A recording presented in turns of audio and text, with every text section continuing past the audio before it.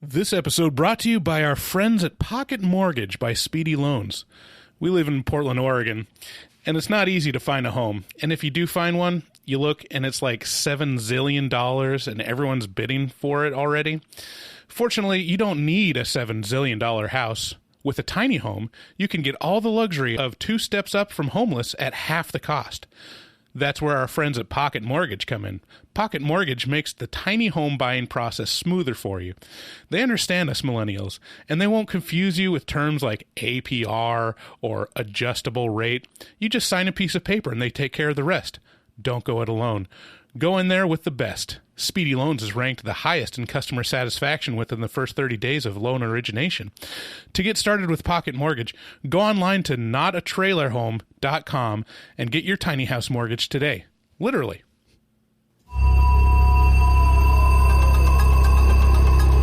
Hello and welcome to Horror Movie Talk, an opinionated and accidentally funny horror movie review show.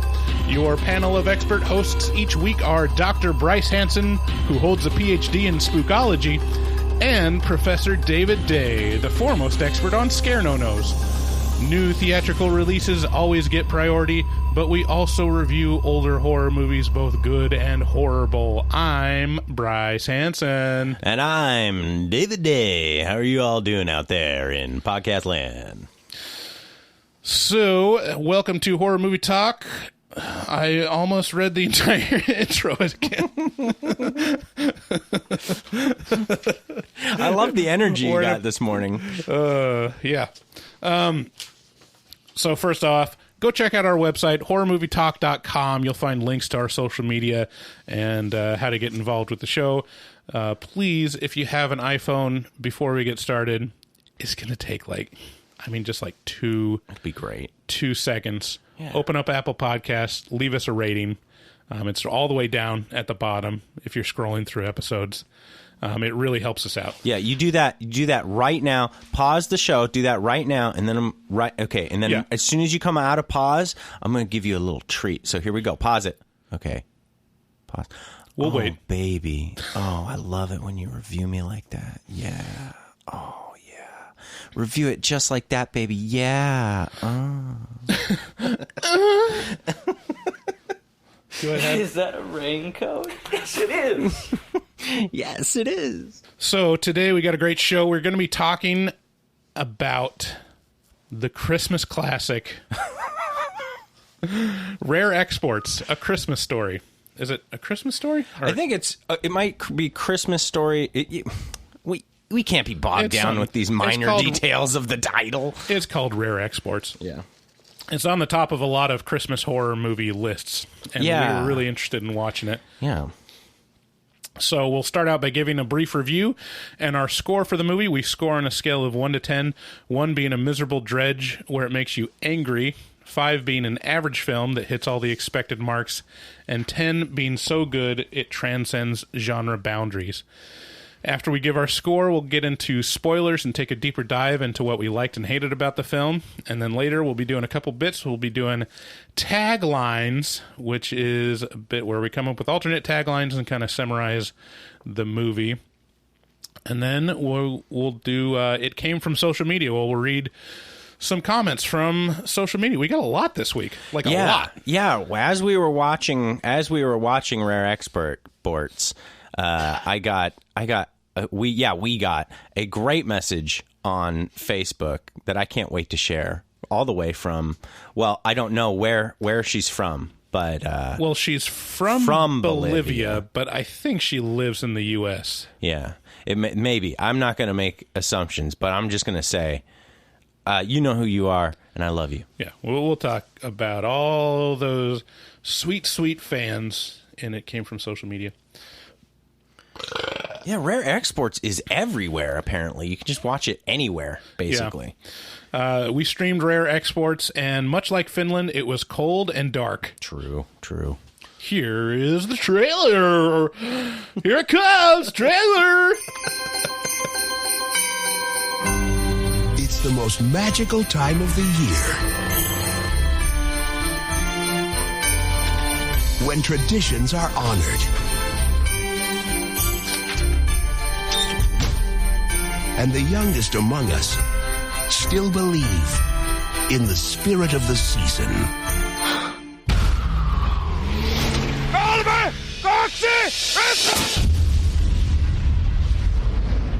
We found something else than just plain rocks and dirt. This mountain is like a giant icebox. For storing what? Drill deep. Prepare the dynamite. You have a grave to rob.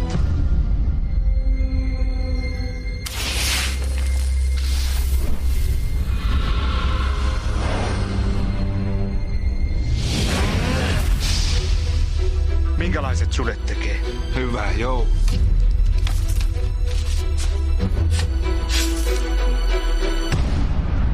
Isä! Vetti on viety!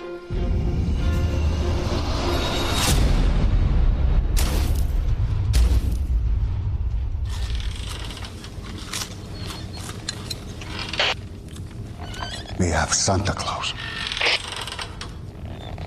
Selitä sille, että meillä on täällä pukki myytävänä.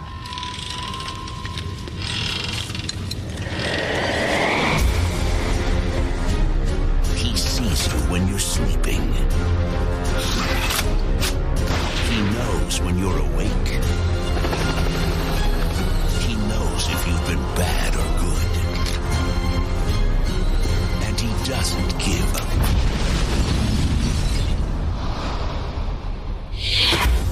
Rare Exports, A Christmas Tale.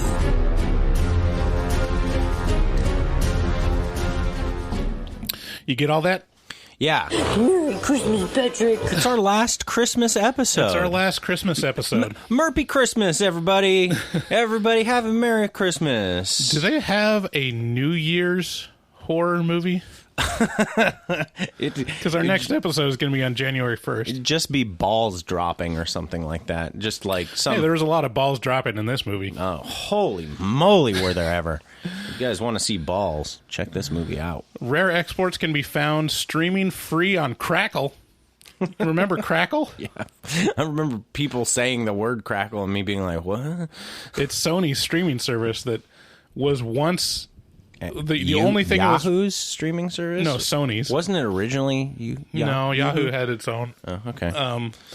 But yeah, the only reason why people even knew about Crackle is that Jerry Seinfeld's show was on it. Oh. For the first several seasons, and then Sorny and Magnet Box. Yeah. Or it's also on Amazon Prime or Hulu if you subscribe to either of those. Rare Exports tells that tried and true Christmas yarn of a young boy discovering that Santa Claus is real.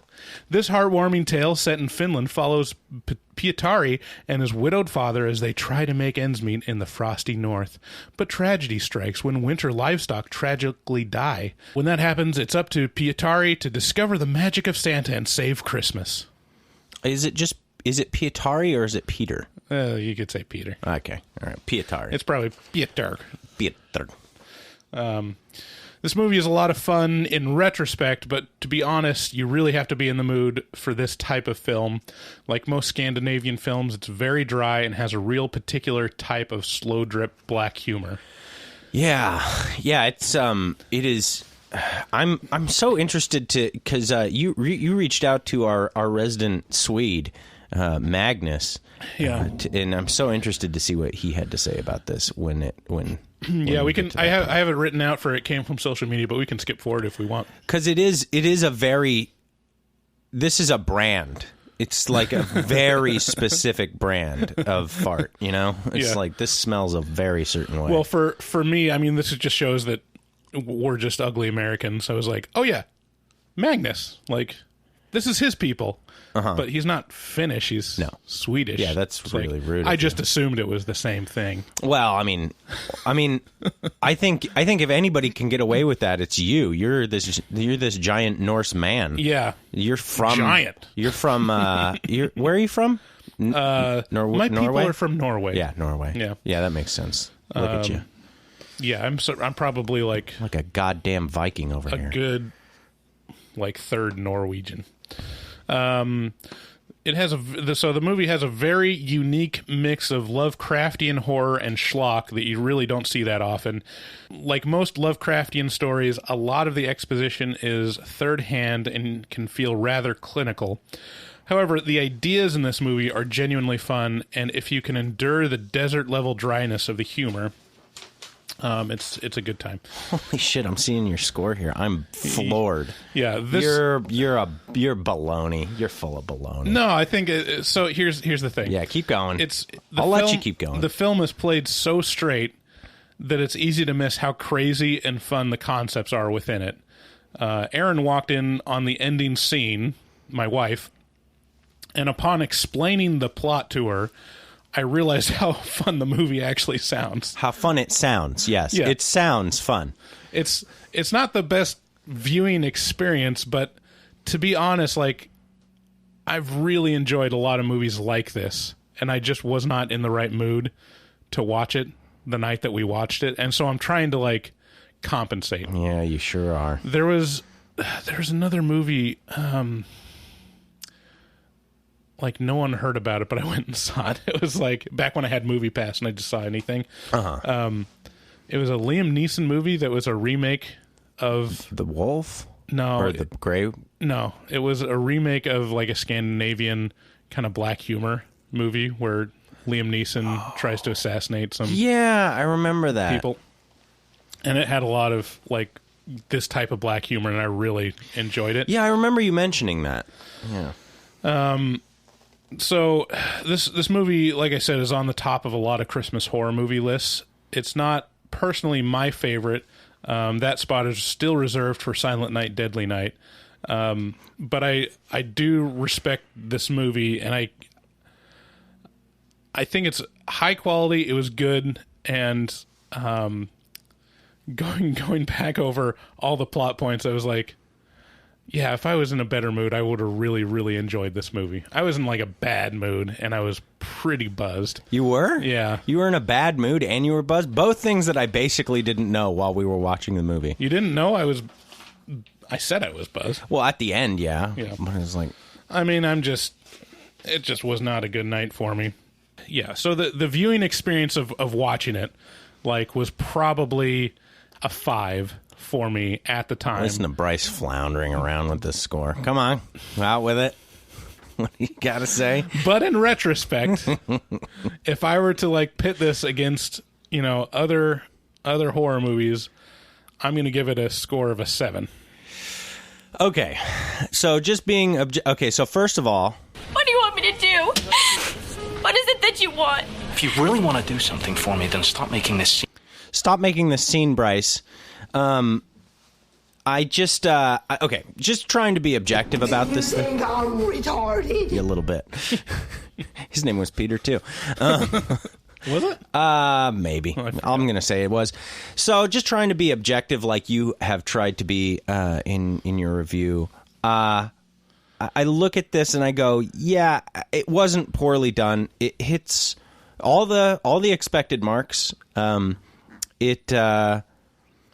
I got to say it was a big letdown in a couple of different ways that really really kind of bummed me out. And because of those because it's essentially a monster movie, I felt that it fell under there were certain things it needed to do, and it did not do those things. Yeah, see, that's kind of the fun part is that it whole cloth ignored any if it like saw all of the interesting things that it could do, and it was like, no, fuck those. And fuck anybody who wants to see them. And it's like, instead, insert old man penises all over the place. And it's like, okay, I'm always game for a good old dick viewing. You've been begging for it. Just good old fashioned, lots of dicks all around. I'll look at them. That doesn't bother me. I'm just saying, don't insert it for all the good stuff that could be in your film. And for that, I don't feel like I can go lower than a 5. I'm very I was very disappointed upon watching this movie, and I will not watch it again. So I think I'll say a 4. Yeah, this is a big disagreement. Yeah, we're definitely split on this. Also, the other decent discrepancy, but I think we can both see each other's point. Yeah, the other aspect is that it's on the top of a lot of lists, and so I had pretty high expectations for it. Yeah. I think it's one of those that if you go in blind and you don't know anything about it, might be better. But I kind of did anyways. I don't know. I went in without any, like, nobody said it. Like, I haven't read any, like, I've just seen the name a couple times. I've never heard, like, oh, it's great or anything like that. So I didn't go in with any of those kind of expectations, and it still really bottomed out my bummer level. Well, yeah. Yeah. What do you guys think of Rare Exports? Comment on a Facebook page or reach out to us on Twitter or Instagram. There's a couple of people that said that they really like this movie. I know Dustin was a pretty big fan of it when we mentioned that this was the next one we were doing. Yeah, Dustin is our resident artist. We'll talk about it in just a minute. He fucks hard. So I kind of wonder about people who are like, oh yeah, I've seen that. It's good. You know, what does that mean? Because I don't know. I like you mentioned a few episodes ago, I like hyperbole a lot. And I think it serves a great purpose. A fabulous purpose. The best purpose. Which is hyperbole. No, which is really making it clear. So when you just say good, that could mean anything. And yeah, this movie is good. That's about it. Yeah. Like, I don't know. Okay, before we get into spoilers, let's talk a bit about our Patreon. If you want early access to episodes or exclusive access to the afterpod where we leave the mics rolling and shoot the shit about stuff other than horror movies and sometimes horror movies, go to our Patreon, check out our different tiers, and see if there's something that you like. I was talking to a couple of our patrons last night, and I was told, bar none, they enjoy the afterpod more than horror movie talk. Yeah. Like, that was their actual, like, that was their, they were like, I like this podcast that you do privately. So weird. I wonder, more than the podcast that got me into you guys. Well, one of the things is that we're it's a lot more uncensored in terms of, like, we'll talk about stuff that we probably wouldn't in shouldn't a public facing podcast. It's a lot more like, there are still topics that we don't quite want to talk about. Yeah, sure, but everything is on the table for the most part, with the exception of the most personal stuff. Yeah, like stuff that's incriminating at work. Docs stuff. Yeah, doc stuff. Yeah. But even then, we'll talk about people by name on the Afterpod. Yeah. So come on in. So the other way you can support the podcast, if you don't want to make a commitment to a monthly gift, you can support us by clicking through to Amazon from our website. If you go to horrormovietalk.com, there's a button at the top that says buy on Amazon. If you're going to do any Christmas shopping, I guess you wouldn't be at this point of hearing this episode. But if you're going to buy anything on Amazon, if you got some Amazon gift cards, click through on the website and we'll get a little Oh, yeah, man. Put those Amazon gift cards to work. Check out our resident artist, Dustin Goebel. We already mentioned him. He's a professional artist who fucks hard. He also takes commissions for artwork from HMT fans. Check him out at DGOEBEL00 on Instagram and make your artistic dreams come true. Tell him HMT sent you. Thanks again for listening. Hang on. I got one more ad for you. Check out Shudder, SHUDDER.com for all your streaming horror needs. I'm just going to go through a small list of what's available on Shudder right now, and if you enter HMT at checkout, you get a 30-day motherfucking free trial up in this bitch. So head on over to Shudder and you can see such classics as Silent Night, Deadly Night Part 2, The People, by the way, which we're all this month, Bryce and I have talked, oh man, I really wish we could be reviewing Silent Night, Deadly Night 2. Kind of after watching Rare Exports, we wondered if we made the right decision, to be honest. Yeah. But actually, speaking of patrons, we're going to be doing I don't know if we should publicize this. This might be a secret. Might get us in trouble. Is it a secret? But patron exclusive live stream of a movie of us watching Silent Night, Deadly Night 2. We're going to do a live stream of it and be commenting on it as we watch it. And if you want to watch it along with us, you can head on over to Shudder, enter HMT at checkout, get that 30-day free trial. Also available on Shudder right now. The People Under the Stairs, that was one that really scarred me as a child. The Lost Boys, Sleepwalker. Let's see here. What else we got? We got Tetsuo the Iron Man. You remember that. Bryce loved Tetsuo the Iron Man. You got The Reanimator. I watch Reanimator. That is a really great movie. Isn't it? Isn't it fun? That's a lot of fun. Yeah. So head on over to Shudder, check it out, and we sure do appreciate you guys doing that. Okay, let's get into spoilers.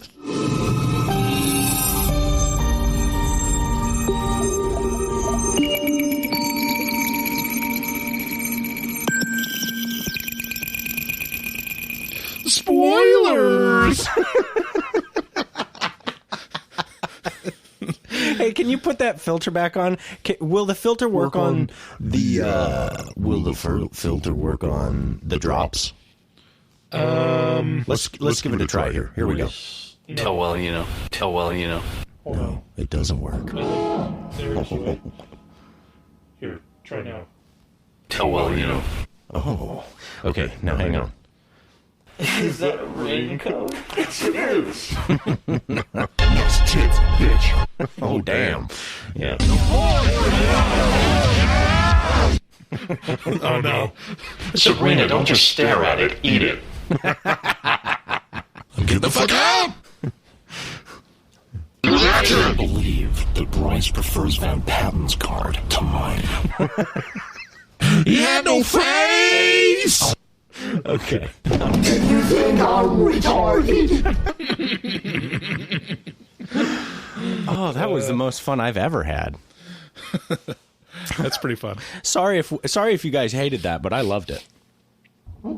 You gotta snip the American Psycho clip of I can't believe Bryce prefers, and then just stop it right there. I can't believe Bryce prefers Van Patten's card to mine. Okay, so I'm going to treat it a little differently because, to be honest, I did not make a lot of notes at this film. And I'm going to do the thing that I dislike about a lot of other horror movie podcasts and just go through the synopsis. And so we can talk about it beat by beat.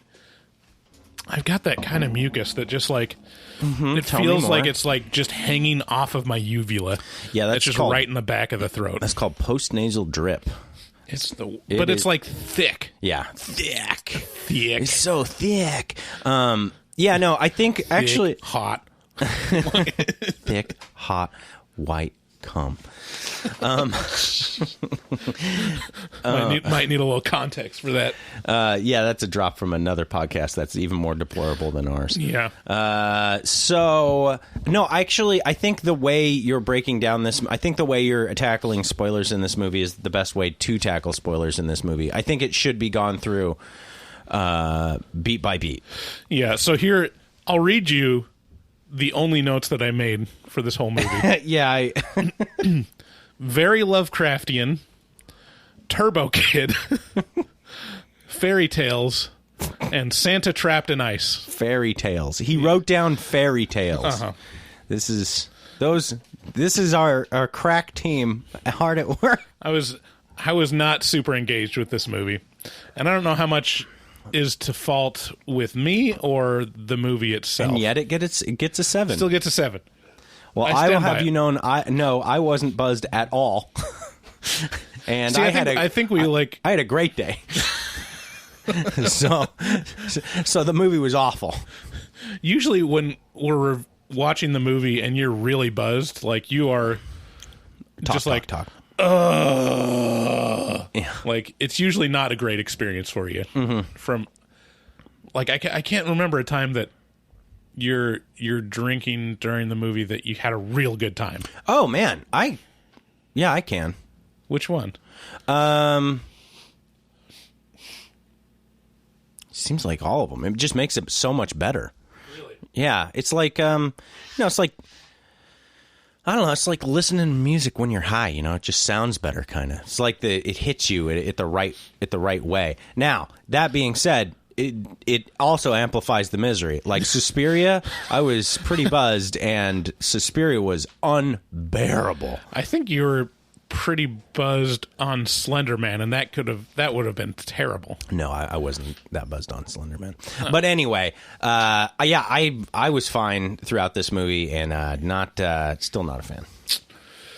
So it opens up with the excavation of this big hill. Yeah, feels like almost a mountain. Yeah, it feels straight out of Lovecraft. Specifically, I started listening to the audiobook of At the Mountains of Madness, and it was basically the same thing. Yeah, they're drilling, and they don't know what they're drilling for. Basically, something. Yeah, because the people who are there don't know what they're drilling for. The guy above does. Right. So there's allusions to a discovery of ancient origins underneath a layer of insulating sawdust. They explained how in olden days they used to cover ice blocks in sawdust to insulate it. So so they use sawdust to insulate. So there's something being preserved in the mountain. Kept in ice. We're introduced to a couple kids.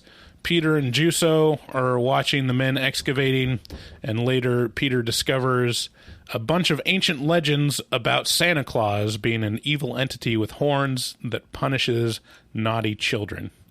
And he's convinced that inside the mountain is Santa Claus, because later, I'll skip ahead, they're reading legends of kind of an ancient people, like a native people that Peter is. Yeah. Specific. He's suddenly very interested in Santa because his friend tells him that Santa isn't real. Yeah. And he discovers the story of these, natives that basically captured Santa Claus, right? The monster Santa Claus. They trapped him underneath this lake. They let him out onto the thin ice. Yeah. And then he fell through. And then they like went to work like making sure he was frozen forever. Well, yeah, the lake completely froze over, and then they chipped him out, and then they put him on the mountain and insulated it. So that's like the legend is that mountain is, frozen Santa. Yeah. Right. Yeah, the mound, it's a mound built by ancient peoples to keep the ancient evil at bay. So later, after they see the excavation, nothing really happens other than there's some mysterious footprints that show up around Peter's house, and he assumes they're from Santa because he's really like, he's in that mind space of scary Santa. Yeah. Strange mind space to be in. Like, okay, do you know anything about like Krampus or why, or the scary Santa version? Like, why is he scary in some stories? I think it's kind of a melding of lots of different legends. I don't think it was ever literally Santa Claus. I think they had like beasts like Krampus kind of thing that was there to scare children, and then they kind of melded together with another tradition, I'm assuming. Yeah. I don't know.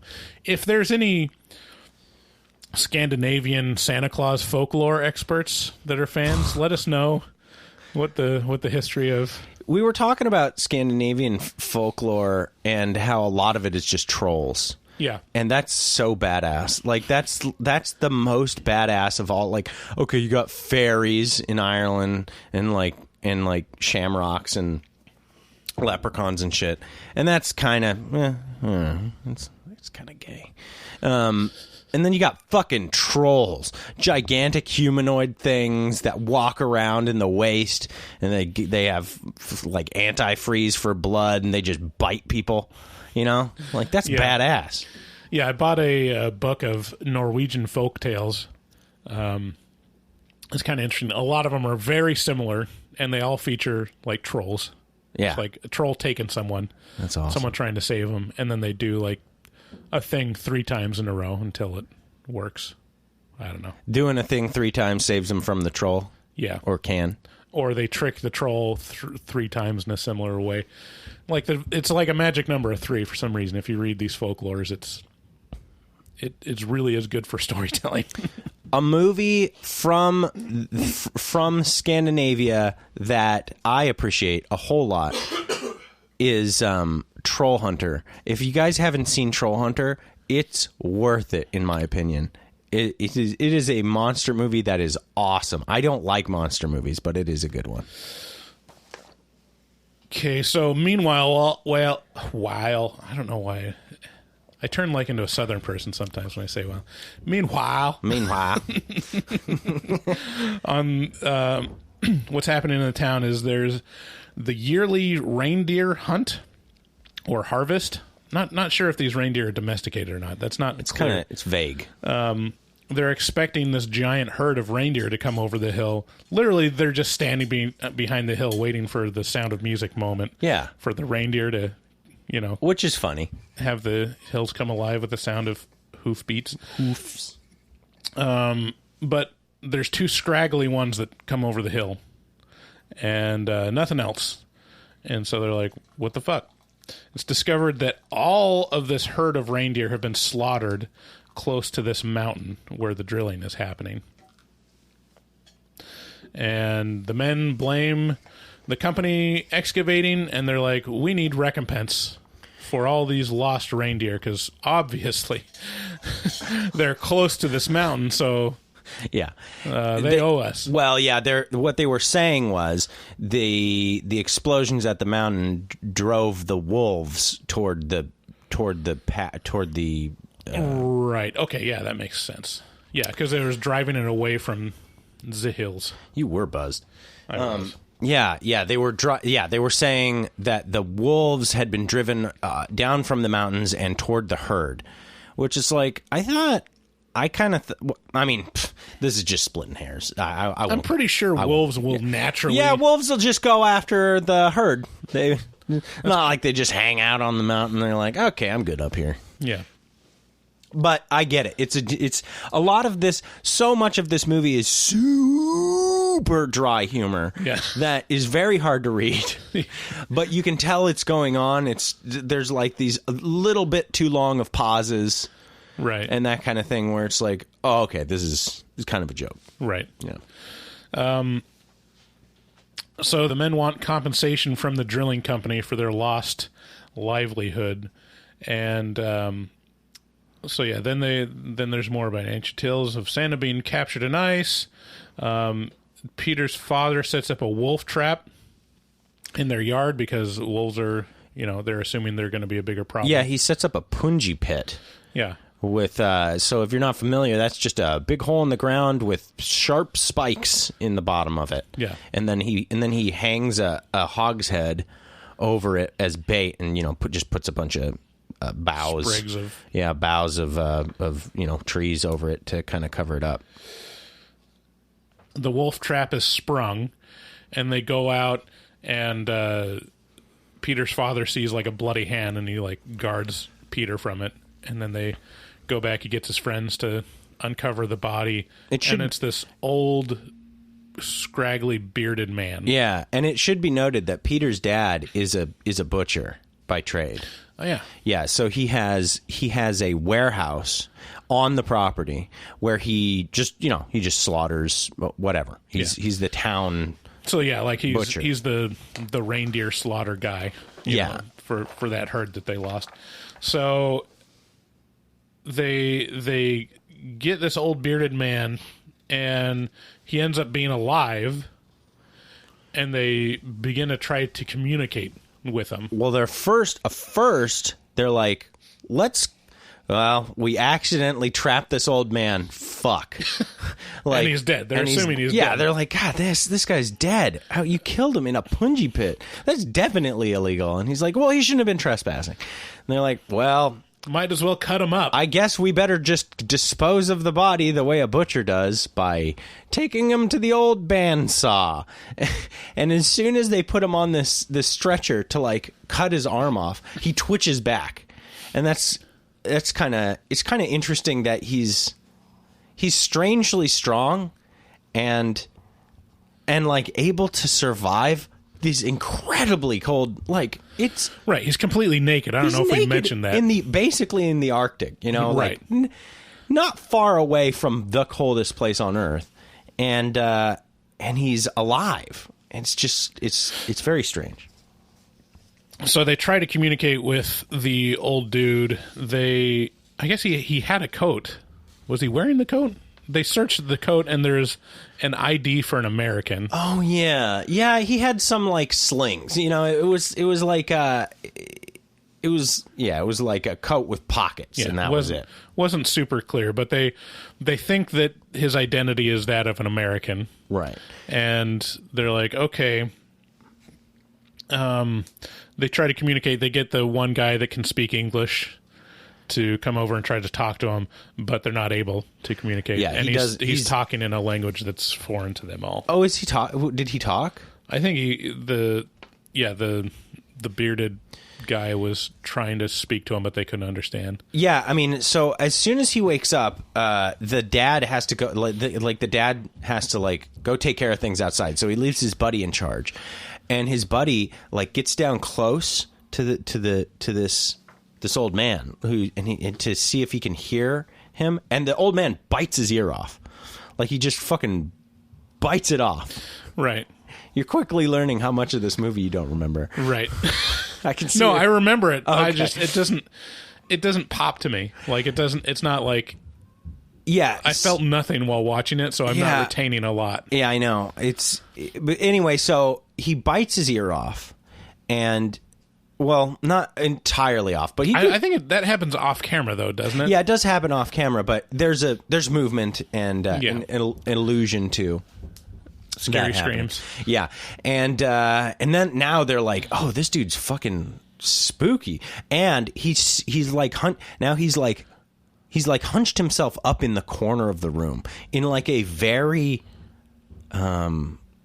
It's just a disconcerting thing when there's a naked person not looking at you, you know, like in the corner of the room, kind of hunched over. Yeah. It's just weird, you know? So, I mean... He won't respond at all. At this point, and I think Peter is like saying, oh, this is Santa Claus. He's scary, too. I was thinking... Yeah, it's all signs point to this being Santa. Yeah, all signs point to Santa, and he is properly, like, scary for a scary Santa. Mm-hmm. Like, you're waiting for him to spring. He's very attracted to Peter. Yeah, like he can. His nose twitches whenever the kid is around. Yeah, he's like smelling Peter, and Peter's scared. And so you're assuming like, okay, Santa is gonna break loose. Yeah, and cause havoc. But they, and this is where it starts getting like funny when you start talking about it. Yeah, I mean already some of the stuff is kind of fun, the concepts in it, but they decide as a group to be like, oh, wait a minute, if this is Santa, he's worth a lot of money. Yeah, like, let's go sell Santa. Like they all come to the conclusion that this is Santa. Like these are adults who are like, oh, it's fucking Santa right here. Well, how much is he worth? He's got to be at least worth the price of our herd that we lost. Yeah, I mean that's like $84,000 or whatever. Yeah, some astronomical amount of money. So they contact the American company that's doing the drilling, and because they thought the American was, I think it was like the ID for the company, no, that's not what happens. There's like a radio that starts going off. Yeah. Oh, yeah. Because so, as far as I can tell, this old man had killed people up on that mountain prior, or something like that. So, somehow, right? It seemed like they had a radio from the mountain, right? From the drilling company, and so yeah, that's probably what it actually was. It wasn't the American. Right. The impression that I got was this old man stole the ID. Or like stole the coat and the ID from one of the mining contractors up on the mountain, and probably had the radio on him as well. Like he just took his coat, which had the ID and the radio in it. Right. That's how I interpret it. So the radio starts squawking, and they talk to the other person, the other American, on the other end of the line, and they basically say, like, we have Santa. We got Santa. You can come get him? It's going to cost you. Oh, you know what we haven't mentioned about this movie? A good 3/4 of this movie is subtitled. And then the rest of it is in English. So, I mean, there are. I was joking at the start of this movie, like, oh, subtitles, because so many people are very adverse to watching movies with subtitles. Yeah, it forces you to be more engaged than a lot of people want to be in a movie. But didn't slow it down for me very much. So no, in that regard. But I'm not adverse to the subtitles. So if you are, something to consider. So they go to do an exchange. Yeah. To sell Santa to the drilling company, because that's really what they're drilling for. Right. Like, I think they understand it too. Yeah. The main American. When the American running the excavation arrives, he informs them, "Oh, this isn't Santa. This is just one of his helpers." Yeah, what are you talking about? That's not Santa. Look how small he is. Spindly little arms. He's not all fat and jolly. So they're like, "Oh, he's a helper," and like, I don't think barely any time passes before there's a swarm of naked old men Santa helpers. Yeah, they're elves, I think. There is what they called them, but yeah, they're just essentially old men. And old naked men. I don't know why. Lots of them. I don't know why or where they came from. Did they explain that? Did you? I don't know. They just showed up, just a bunch of fucking swinging dicks. Just all over the place, just running at you. So, and the Santa's helpers, or the elves, start attacking. Like, they immediately like, grab the helicopter pilot and like rip him apart. And so Peter and all the adults escape into a nearby hangar, and they discover that there's a giant block of ice with horns coming out of it. Yeah, it's huge. Yeah, it's giant, like a troll plane hangar. Yeah, it's like in a plane hangar that's open like to the sky. Yeah, it'd hold like the spruce goose or something. Yeah, and it's holding the spruce Santa. And so it's this big round ball of ice, and out of the front of it, I say, but it's just out of one side are these two big Krampus horns, big horns that come out of this thing. Yeah, giant. Wrap around the. If you're not familiar with Krampus, he's Santa Claus's evil brother or something like that, who really fucks kids up, like people in general. There's a running of Krampuses in like Spain or something like that, where they just arm people with big old fucking sticks and Krampus regalia, and then they just beat on crowds of people who are running through the streets, and so you gotta run away from Krampus. So anyway, Krampus is a big deal, a lot bigger deal in Europe, I think, than in the United States. So if you're not familiar, that's Krampus, and you should probably look him up. Also, I think there was a 2015 movie. I saw it in theaters called Krampus. That. Sorry, you were vamping while I was changing my cords. The 2015 Krampus is worth a watch. If you guys haven't seen that, I don't know where you can stream it, but it's a good Christmas movie, and I liked it a lot. Yeah. I saw it in theaters. We'll have to do Krampus next year. Okay, so they go in this hangar, and with this block of ice, throughout the movie, they kind of mention, hey, all of our radiators are getting stolen. Yeah, where's all our radiators? And and there was something else. Hair dryer. Ovens and, hair dryers. Yeah, so all of the town's heaters, like all their heating elements, basically, are in this hangar. Heaters, hair dryers, radiators, ovens. They're all open and on and pointing at this block of ice to melt it. Also, around the block of ice are all the town's children, sacked up in burlap sacks. Yeah. There's a scene earlier where, like, the potato farmer is talking about how someone stole all of his sacks.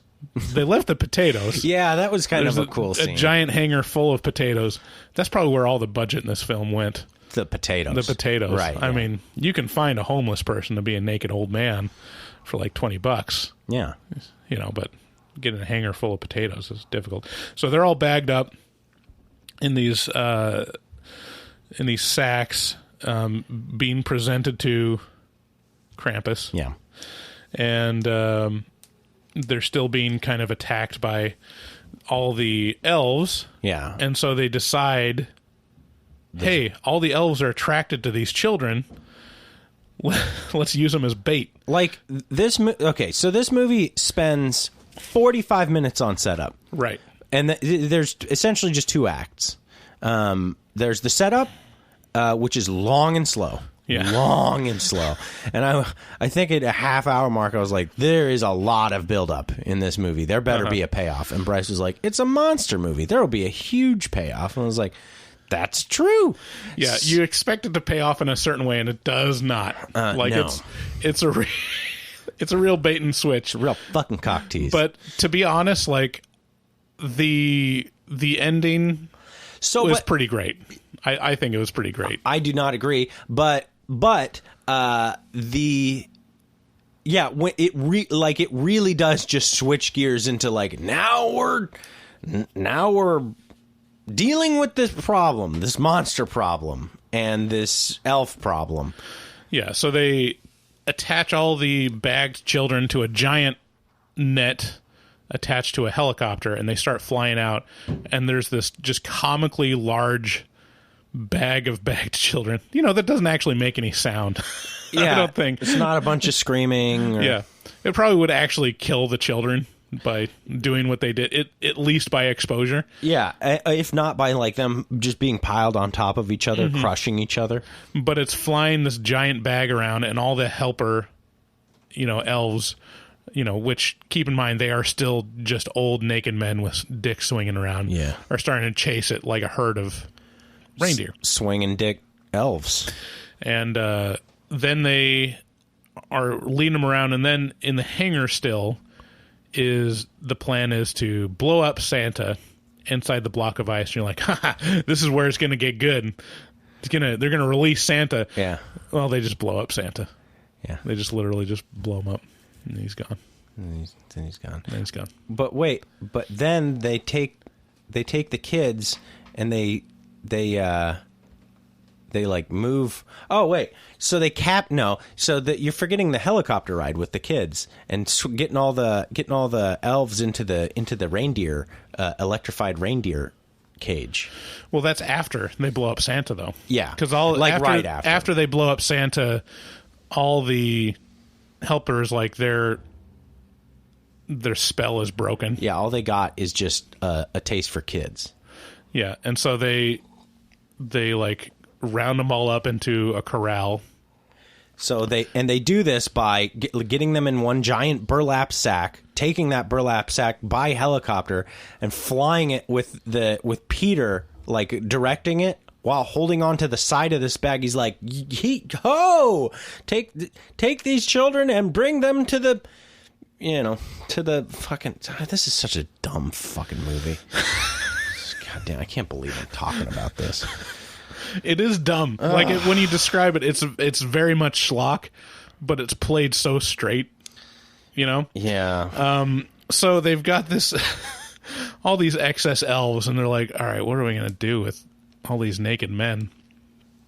And they come up with the namesake of the movie, basically. They have a whole year between now and next Christmas now. All this happens on, like, Christmas night or Christmas Eve or whatever. Yeah. And they take the year and it shows kind of a montage of them training the elves to, like, hold children on their laps and, like... Not bite them. And so they're training them to be mall Santas. Yeah. And then they export them for a fee all around the world. And there you have it. That's the name of the movie. Rare exports. And then, yeah. So, how are you feeling about your 7? You feeling pretty good about that? I might have to bring it down to a 6. It's fucking dumb. 7 might be a little too generous. Like, I'm sorry if this is your country's rare export and you're a very proud Finnish person who, but I'm sorry, but Troll Hunter blows this out of the water. There was no Santa payoff. I don't need violence, but something. Yeah, when you have like a heavy schlock element, you'd expect there to be like the big payoff. But see, that's the thing. It's like I said, it's Lovecraftian. I don't think there's any big payoff in Lovecraft stuff. Oh, a lot of Lovecraft stuff, no. But then you have fucking Cthulhu and like... But yeah, do they ever just like deliver, or is it like, oh, and then like it went black, and then later we're talking about kind of what happened, maybe. Yeah, it's kind of a doom element. Yeah, it is Lovecraftian, but that doesn't mean it's good. It just means that a lot of people who like Lovecraft will purport to enjoy this. Yeah, so that is a good segue into final recommendations. Who do you think would like this movie? I don't want to like cast any aspersions on anyone. I'm just going to say that if dry humor is your deal and you're not in... This isn't a horror movie. It's not. There's nothing scary about this movie. It's horror adjacent. Yeah. It is. I mean, I'll give it that it is a horror movie in the same way that Shaun of the Dead is a horror movie. But yeah, I wouldn't recommend this to anyone. Really? Yeah, I just don't. There's so many more movies that I would recommend that I'd just be like, I don't know. Yeah, it's a Christmas movie. Watch fucking Gremlins. It'll be great. I think like it's interesting enough to recommend. Like I'd say, if you are in the mood for a really dry, dark comedy, Christmas horror movie, which was probably pretty rare, then this is your. It's not Jack Frost. This is your option. Yeah, we watched little bits and pieces of Jack Frost after this, and I was like, why didn't we watch this? Yeah. What's her name? Shannon Elizabeth? Yeah. Just getting in a tub with... Getting raped by a snowman. It was fabulous. I can't even tell if she was getting raped. Oh, she was. Oh, okay. Because he puts his carrot nose back on and it's steaming. You know where that carrot's been. Wow. I mean, come on, like 13-year-old me got it. Yeah, but 37-year-old you sees the nuance, right? Like it could be the nuance with Jack Frost. Yeah. We should watch it so I can appreciate it on so many more levels now. Anyways, that's Rare Exports. Yeah, kind of a disappointment. Yeah, it was kind of oversold, but I see the value in it, but I probably won't watch it again. I won't watch it ever again. Okay, let's move on to Taglines.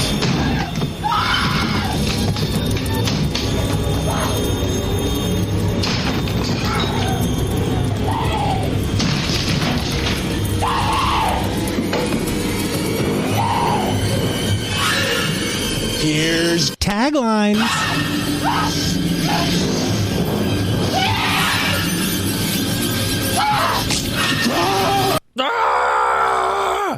Okay, I got a couple. Taglines. So Taglines is a bit where we come up with alternate taglines, kind of a good summary moment. These are also could be seen as the main takeaways of the film. Jokes, takeaways, taglines. Let's not overanalyze it.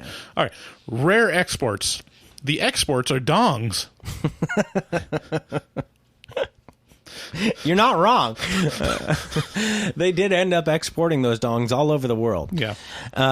Rare exports. Never has a movie needed a female cast as badly as when the Dick Stampede hits. There was not one woman in this movie. That's true. There isn't. Why isn't Black Christmas talking about that? Right. Where are all the vaginas in this Where are movie? all the women? Where are all the roles for women in Finnish horror? Right. What the hell are you doing up there? Okay, All the good-looking ladies have left because it's too cold. Yeah, They're nipping out too hard. Yeah, chafing. They just get exported to the rest of the world to be supermodels. Yeah. Rare exports celebrating the magic of Eldritch Santa. Rare exports. Turbo Kid meets old man porn. Yeah, that's pretty accurate. Yeah, we didn't really talk about Turbo Kid. Yeah. So the kid, like, through most of the movie is in this, like, safety gear. He's got a helmet and knee pads on and stuff, and it looks Very a lot like 70s. Turbo Kid. Yeah, very like early 80s, late 70s, like safety gear. Yeah. That's a real fun movie, by the way. If you haven't seen Turbo Kid, go check that out. Yeah, just a blast. Yeah. Rare exports. Here comes Santa Claus. Here comes Santa Claus. Here comes Santa Claus balls. Rare exports. Okay, this is more of just a thought. This movie brought the question to mind, do Norse people just have antifreeze in their blood? Like, these people are walking around with, like, just a layer on. And I'm like, this kid's half this movie, this kid's ass is out while he's pissing outside. And I'm like, Jesus Christ. And his urine is, like, freezing in the air and dropping as, like, little icicles. Yeah, and then while we were watching it, you and I were kind of like, man, who wants, like, I run hot all the time and you run hot. I think I might do well in a place like this. Yeah. Because I'm hot. Like last night, it wasn't cold here, you know? Yeah. It was just kind of temperate. It was like 55 Fahrenheit through the whole night. So the house didn't get down low like it normally does. I was fucking frying all night long. My wife, I don't know if I've mentioned this before. My wife, Erin sets the temperature to 69 degrees. Oh at my night. God. And she's like, it's so cold. The kids are going to freeze in their sleep. I'm like, put a blanket on. What blankets are for? 69. I don't know. See, the thing with blankets is their insulation, and if you produce my wife is like, is like a, what do you call that? A warmth denier? What are the animals that are called? Reptile. God damn, why could I not think of the word reptile? Erin she's a lizard person? I have doubts of her mammalhood because she does not produce heat at all. She'll be under the blankets for like 2 hours and her fingers will still be ice cold. That's poor circulation right there. Yeah. That's for sure. Wow. Yeah, 69. Like we get it down to 62 at night and I'm still hot. Yeah. And anytime women come into the house, they're like, "Oh my God, like it's so cold, right? He makes me keep it this way." I'm like, I would explode. I burst into flames if it's past I have to turn it down to like 66 on the down low. Like she's like, "Oh, it's so cold, it's freezing. I won't be able to sleep." And then she'll like set it to 69 and then I'll go on the phone and be like, "Tick tick tick tick." It's 60. It's 66 throughout the day in our house. Like that's the hot temperature. Yeah. So I do well, and you know, I got that Norse blood in me. Yeah. Okay, so let's wait. Do you have any more? I don't have any more taglines. I have one more. Okay, go for it. Rare exports, A Christmas Story. You've seen Gremlins. You've heard of Black Christmas. Now get ready for a real letdown. And just watch Gremlins. It'll be great. Yeah, for our Christmas season. Last year. What was the first one we did? Did we do a Christmas movie? The first American Psycho. Yeah. Was that the first one? Yeah, it was. It was the. Oh, that's right. American Psycho had a Christmas moment in it. Yeah. Merry Christmas, Patrick. Mistletoe alert.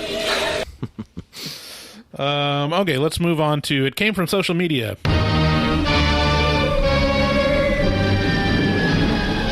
Yes, it came from social media to fill the world with terror, to bring you unforgettable suspense. What was it? Where did it come from? Who were the all-powerful creatures it brought from social media? And what did they want on Earth? So a lot of people have reached out to us this week. I think people are getting more time off work and like having a little more free time to spend on sweet horror movie talk. But before we get with the people that reached out to us, I reached out to superfan Magnus in Sweden. I call him Magnus the Manus. And I just asked him what his opinion on rare exports was. I texted him on Facebook last night at like midnight. Yeah. I was like, oh yeah, I was going to ask him what he thought about it. And he hadn't watched it yet. And he was like, oh, I'll watch it today. And I'm like, oh, well, we're going to be recording in like 7 hours, so it doesn't give you much time. He's like, no problem. Because it was 1 o'clock in the morning when I was telling him this. It was 1 o'clock in the morning for you or for him? For me. Oh, okay. So for him, it was probably like... Yeah, it was probably like the... middle of the day. It was probably like, I don't know, like 10 o'clock in the morning or something. I can't believe you were up at 1 o'clock last night? Yeah. Oh, my God. I went out to the bar last night, and I was in bed by midnight. Really? Yeah. Wow. I didn't drink, but... Yeah. So I asked him what his opinion was, and he says, well, I'll give it a shot anyways. From what I can tell, it's a Finnish movie, and the Finns are a special breed for sure. And he says, all right. So I watched it, and it's quite nice. It's fun to see horror movies from other countries, and especially from Scandinavia. It's not that common. It was a bit strange, but in a good way. And it's always fun to see movies explore the folk tale about evil Santa. Haha. And it's hard to read laughter. Yeah. On a text. Yeah, well. He wrote out haha, so I just especially when you're soulless. Yeah. Thanks, Dave. And it's all ha. You all know what laughter sounds like. But it was more fun than scary, which is a trade-off. I'm more interested to know. And then he asked, do you have Christmas calendars in the U.S.? Otherwise, it might seem a little strange to you, I imagine. Yeah, but we do. We do. We have Advent calendars, kind of the countdown. Yeah, little chocolates. Yeah, part of the movie was Peter, like, taping up and stapling the last day on Advent calendar. He does not want that Advent calendar. Yeah, Peter took a lot of, in that movie, he took a lot of cautionary measures against Santa. So he put like a bear trap in the fireplace, and he almost killed his dad with it. And he'd like tape up the Advent calendar, staple it shut so that the 24th couldn't, Christmas Eve couldn't hit. And all these kinds of different things that he was very worried young lad. Yeah. I asked Magnus specifically what was specifically Scandinavian about it. Like, okay, good. This is what I wanted to ask. He said, not a lot, I guess, besides the nature and the importance of reindeers for people in northern Sweden and Finland, but also that Finns are so damn fucking depressing and bleak. My family is part Finnish, but that country is really rough, and they seem so unhappy with life in general. And then he says, and that the movie talks about the Sami or Smyrna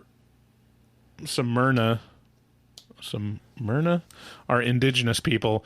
They use them in the movie like American movies use Native American burial grounds to make something spooky and old-timey, and that's about it. So okay. that was his take on it. So that was specifically what I wanted to ask. I'm interested in Magnus's take on the Finns. Right. Because he's like, the Finns are a special breed for sure. And then he delves into it. He's like, oh, well, it's rough out there. I'm so interested to know what that means. Can you tell us what that is? It just kind of underdeveloped because it's so remote? And I mean, I think it's like the Scandinavian country that it's infected with Russian. It's like, because they've been invaded by Russia. Oh, yeah. And there's kind of like a back and forth between them. So it's kind of like, I'm assuming a little bit of that, vodka life. Real like, Soviet bloc, car drives you kind of thing. I think they were they part of the Soviet Union? Finland? No, I don't believe so.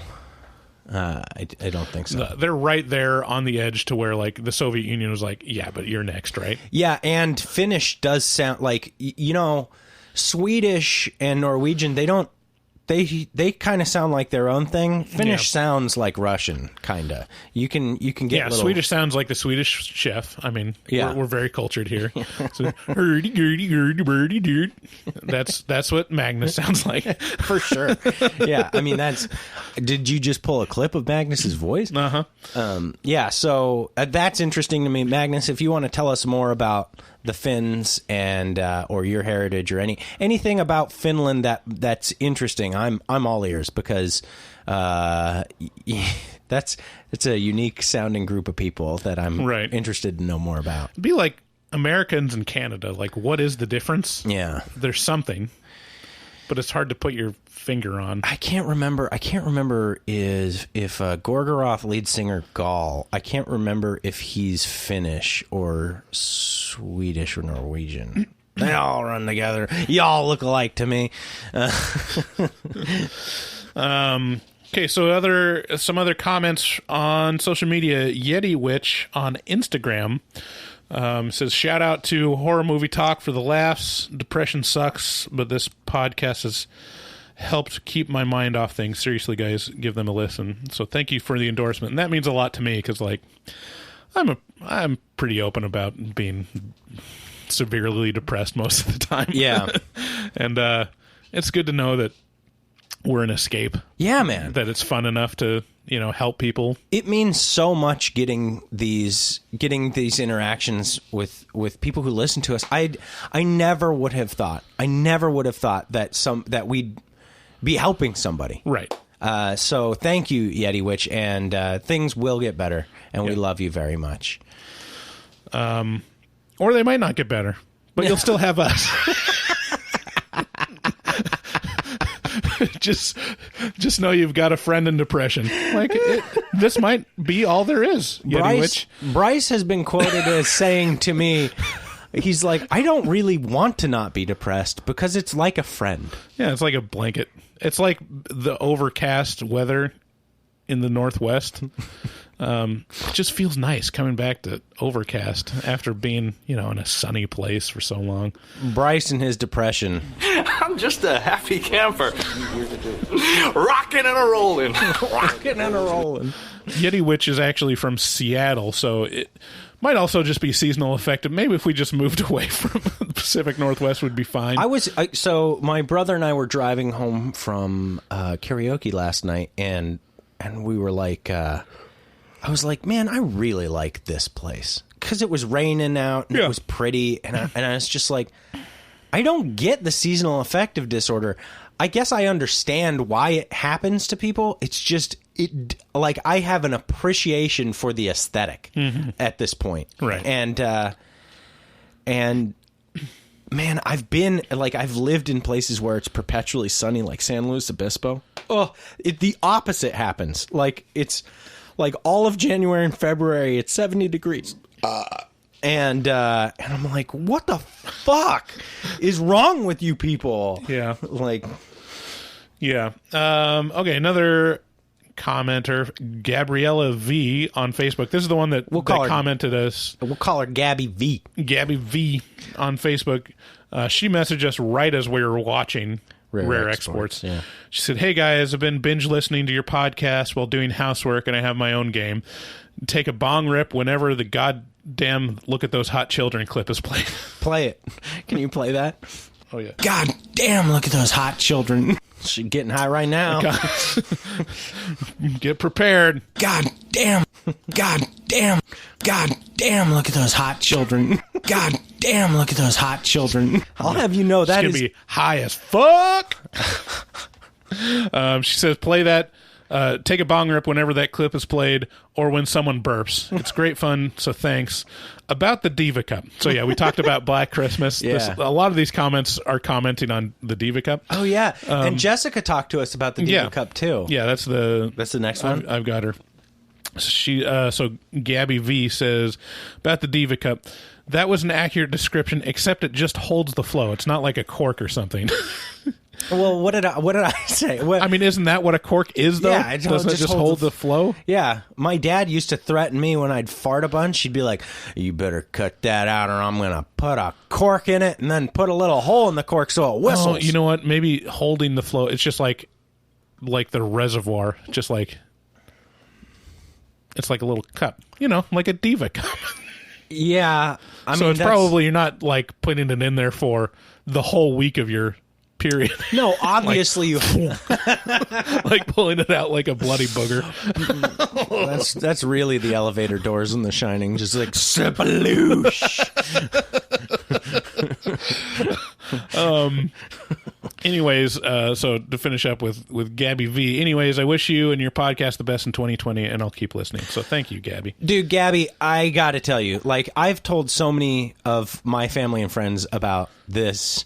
I say, never in my wildest dreams, almost a year and a half ago when we started this podcast, did I believe that I would be able to say, some cool girl from Bolivia is taking... we didn't mention that. She's from Bolivia, but... Yeah. Some cool girl from Bolivia is taking bong rips to a sound clip of me being, like, saying questionably pedo things, which, by the way, is taken completely out of context. If you want to hear the actual clip, go back and listen to our review of Sleepaway Camp, and you will get the full context for that clip, which is not creepy at all. Well, I mean, it's creepy, but it described... Anyway, but she's taking bong rips to... This is the weirdest... Like, the internet is the strangest place on the planet that this pairing happened. Right. That Gabby's taking bong rips to us burping. Like, what's happening? Yeah. I love it. Yeah. Tracy, another super fan, friend of the show, friend of us. I mean, you still work with her. Mm-hmm. I used to work with her. Yeah. On Facebook, she reached out and was curious. I've never been to this, but it seems interesting. Made me think of you guys. Have you ever been? You're and using if not, this against me. Is this something Horror Movie Talk would attend? And she linked to the horror movie or the Portland Horror Film Festival, which is a yearly festival that happens in the summer. That on multiple occasions I've gone to David and said, like, we should go to this. Like, shouldn't we like be involved? It's here in Portland. I know there's some other Portland pods that like go every year and are really involved. I think they even like MC some stuff. Eric from the Scariest Things. Yeah. By the way, shout out to Eric. Check out Eric over at scariestthings.com. That's just one T. Scariest Things. Yeah. They have another podcast. It's a little bit higher. Great podcast, not great spellers. And when Bryce approached me with that Portland Horror Film Fest, I was like, God didn't do that. You did it. You're a fucking narcotics agent. I knew it. I knew you were a narcotics agent sent here to try and fucking get me to do things. Yeah, so there's the Portland Horror Film Festival, and then there's also a Lovecraftian Film Festival at the Hollywood Theater that happens every year. Not interested in that at all. And like 2 weeks ago, randomly, there was a horror film festival at the Kickens Theater in our own hometown. And even that was like, seems like a lot of effort. Maybe you want to describe my aversion. Well, I get it. These film festivals they're not showing the best horror films. They're showing like new horror films, new talents, short films that are looking to be discovered. And the majority of them are not going to be discovered because they're probably shit. Yeah. And I don't want to talk to anybody who wants to talk to me. Yeah. And David really has a fear of, public speaking, especially. Yeah. But in particular, like, it's kind of weird to me because you feel like way more social than me. But in terms of like social, networking stuff and putting yourself out there in the public sphere to people that you're not interested in talking to or to try to like drum up something, that's not something you're into. It's a weird thing. It's like I had a conversation with a couple people recently who are like, do you attend these networking events? I'm like, no. Do you get value out of it? And they're like, Oh yeah, I love meeting other like-minded individuals that are passionate about the thing that I'm passionate about. I'm like, I'm not passionate about fucking anything. So number one, I can't relate to you on that, and number two, that's the most ambiguous, like, bullshit answer. Like, yeah, but are you serious? We are passionate about the podcast. Yeah, and talking about horror movies at this point. Yeah, do you know what I mean though? Like, I just like this. I feel like I'm perpetually. So here's the thing, like, yes, just jaded as fuck. It is painful. It is painful going to an event where it feels like being forced to go to church. Right. You're not going to necessarily enjoy all the films. There might be a lot of shit there, a lot of interesting stuff, but not something that you'd want to sit there for 3 days to watch. Yeah. A lot of people that are like-minded and probably be interested in the podcast. I mean, that's, for me, would be the benefit to, like, introduce people to the podcast, because they're all in one area. Even advertising there would probably be a good idea. And that's what I'd look at it for networking, and then possibly doing interviews or something like that. That's something that a lot of podcasts do, is like interview upcoming talent, and maybe we should do it. I know, so it's all we this should stuff. do it. And when last we talked about it, David was like, this is my favorite view, is like, I don't want to do like much more stuff with the podcast. I just want to keep doing this and steadily growing until the point where it's undeniable. Yeah. That we're invited. Yeah. Where it's like, oh, them. Yeah, we know them. Yeah. Because it's been happening. There's a chick from fucking Bolivia taking bong rips to me burping. Like, it's gonna happen. Don't worry.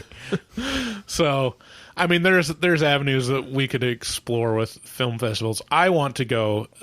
Tracy was in the same boat with me, as like, I'm kind of curious, but I don't want to go alone. Like that, it's painful enough for me that I wouldn't want to do it alone. I'd want a co-conspirator. I have the answer. This flashed in front of me. Okay. We do a FaceTime, and you get me one of those. You get me like a tablet, and you get me like a little surrogate robot, or just even just like an IV stand with a tablet holder, and you just wheel me around. I will do that all over the place, because that puts a shield between me and other people. Man.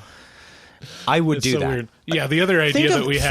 Think of the draw that would create. People be like, "What the fuck? Is there a guy in that?" And you'd be like, "Yeah, I'm wheeling my friend around. He's socially retarded."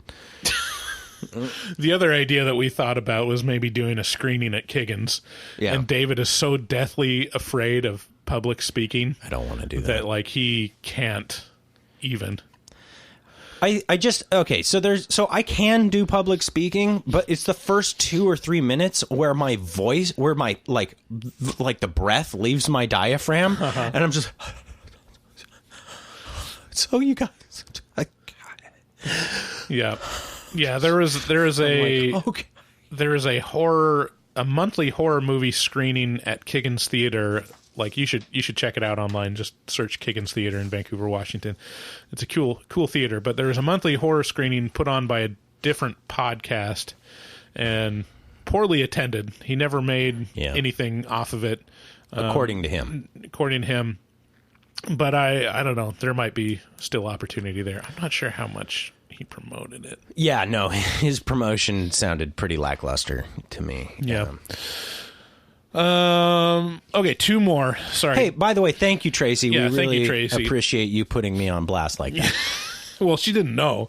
I'm putting you on blast. No, I know. Okay, Jessica C., another super fan on Facebook. May I offer a critique? I will anyways. When womanly themes occur, perhaps coax one of your wives to be a guest. For example, if you ever review Carrie, I reckon a woman ought to be present to offer her perspective. I think it might mean something to your lady listeners. I would also like to add that I would have loved to educate you about the Diva Cup, but I have no experience. I'm not going to invest money in one of those for risk of jinxing myself into an early menopause. Menopause sounds great. I don't know what you're talking about. Yeah. I've been through it. Erin welcomes menopause. She's like, God damn it. Come to me now. To Jessica's point, I responded to her saying, how dare you assume my gender? I am a woman, and I can accurately represent. So first of all, who's to say that my experience as a woman is different than yours? Right. I can have babies, and I am a woman. But did you hear today? There's a big headline coming out of Multnomah County. So here in Portland, a trans person is suing Nike for $1.1 million for use of misgendering pronouns. So, I mean, it's getting to the point where I can literally talk with expertise knowledge of women's female issues. All of them, really. And if you don't accept it, we'll come at you. Right. I will sue you for libel. Yeah. So, slander and no, but seriously though, that's a very good point. And my wife won't come on the podcast. She's come on once, and it was like pulling teeth trying to get her in here. I'd love to have Carrie back on. She was great. Yeah, I'm sure she was. Got to do a game of horror or porno with Carrie. She would love to throw me under the bus. Yeah, we tried to drag Erin in on stuff. She's been on. I mean, she gave great perspective on like Ready or Not and The Shining. I've actually been talking to a horror writer who's a woman and who I would love to have on the show. So maybe you will see her soon, and maybe we could make it a feminine agenda movie, feminine product movie. Let's not go that. There far. should be. We'll just make it. Yeah, there's a couple movies. Got an idea that would be great for like having a female. Here, a female. I feel so dirty saying female. I feel like a neckbeard. Yeah. To have a woman when the shoe fits on the pod.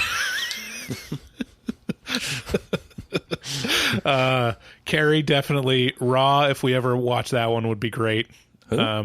Raw, it's like a French horror movie. It's really good. Chopping Mall, because girls like to shop in the mall. And they have tits. Right. There's lots of tits in that movie. Yeah. I don't know. Is there a horror movie about the kitchen? I feel like the Babadook centered around the kitchen a lot. Babadook. Okay. To finish up, Jessica says, don't get me wrong, I like Eric as he gives some sick fist bumps. So Jessica always also works with David and formerly Eric. Yeah. He's dead now.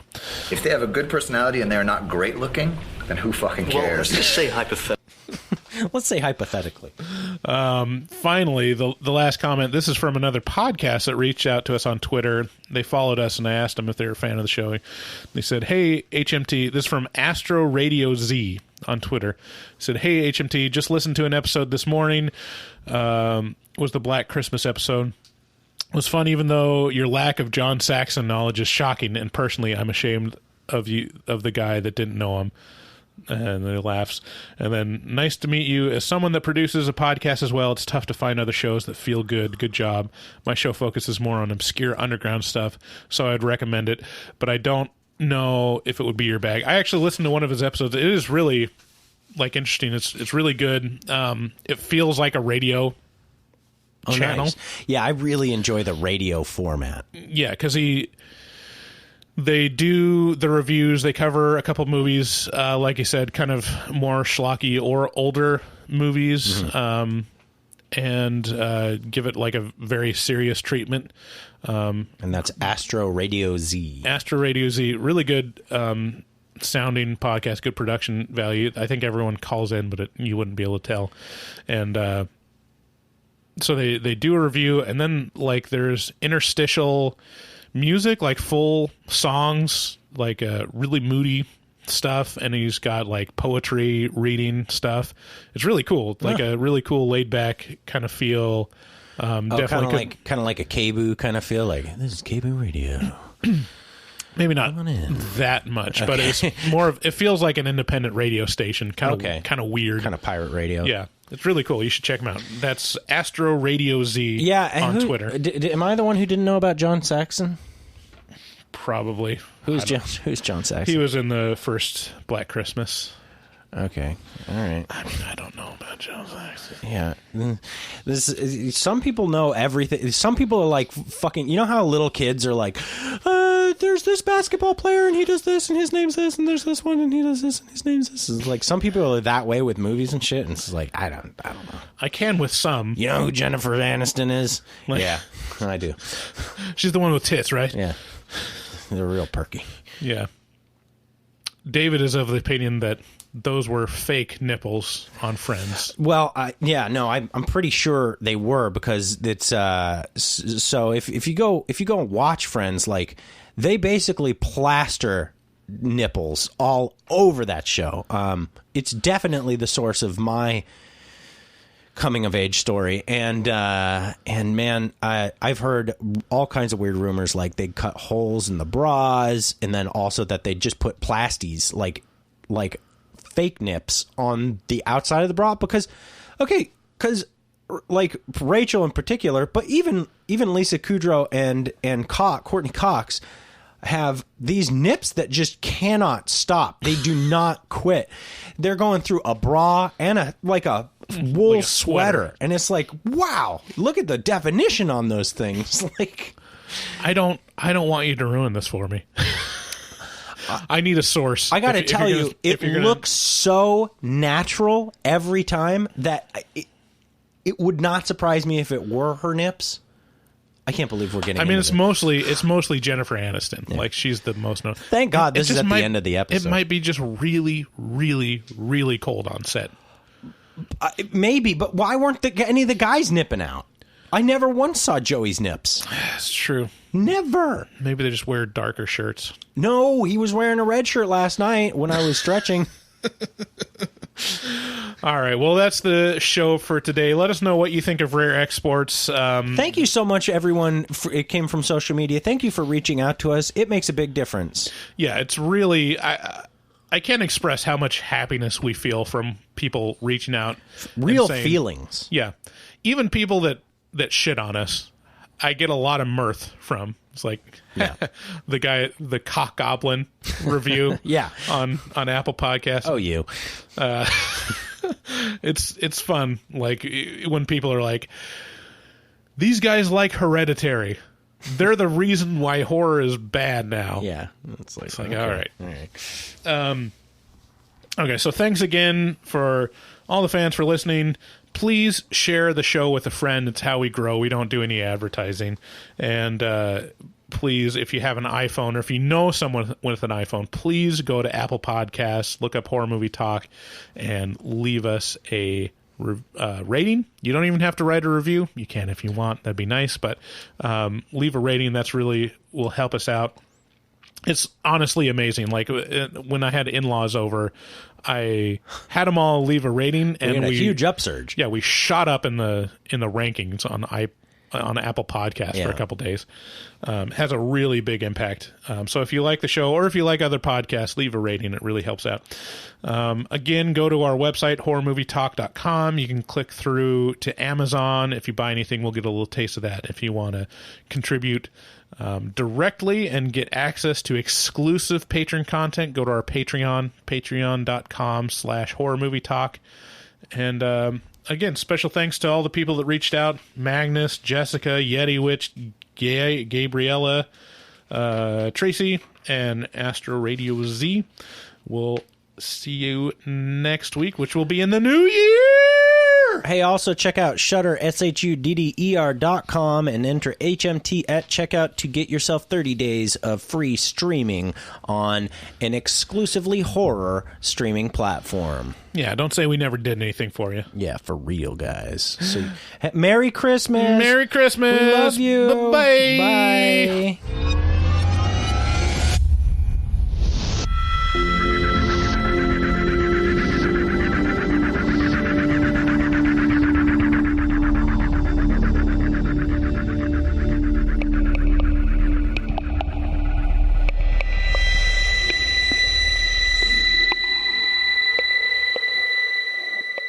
Hey, Hamilton, Have a holly jolly Christmas.